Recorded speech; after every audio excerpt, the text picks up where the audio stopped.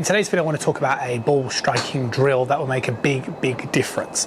And what happens with golfers is, I personally think that they get the body movement incorrect at the start of the downswing. So this sort of term that I tend to use, which is known as spinning out, which that basically just means as you start the downswing, so take my backswing position here, as I start the downswing, instead of pulling the lead side back, which is the correct type of motion, what amateurs do is they fire the trail side forward. And this is kind of known as early hip extension, which basically means if I move my trail hip forward, see the way I'm getting closer to the ball? If I pull my lead side back, I make more space. Now, what also happens is that when I pull the lead side back, so if I move again correctly, you see the way my body is positioned, like so. So my head stays fixated on the back of the golf ball. If I sort of move my trail side forward, can you see the way my head has a more of a tendency to move this way?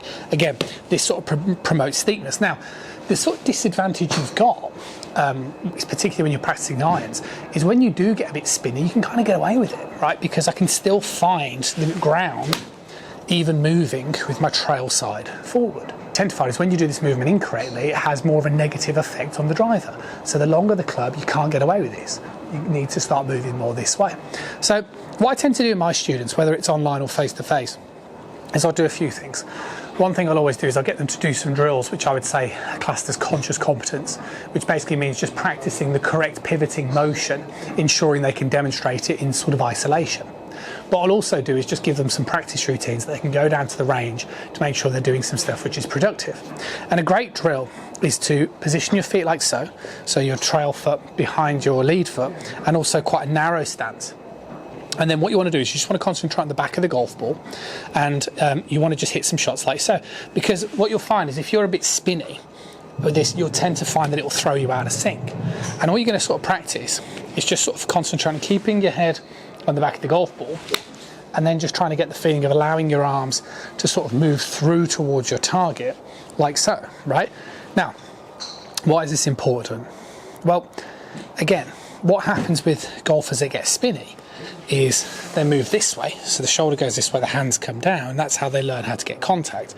What should be happening when we hit the golf ball is the club handle should be going up.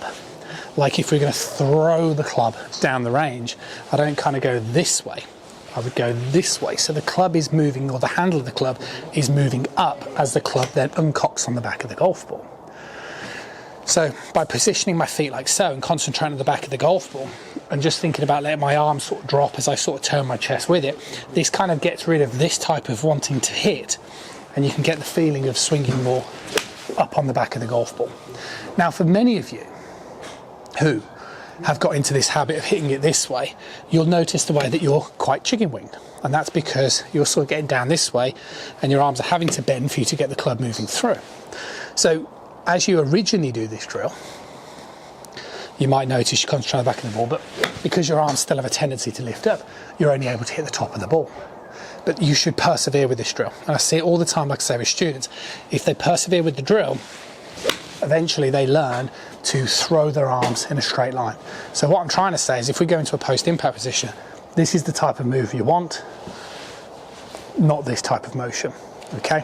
And it's a much more powerful way to use your body, like so. And what you're doing is you're learning, as you can hear here, how to control the ball and getting rid of an urge to get too spinny. So it's a simple drill, but something that you have to practice to become really good at. And I like it. And this type of drill then can get embedded into backswing, feel the start of the downswing, and then you're practicing that arm move as well. See you guys again really soon.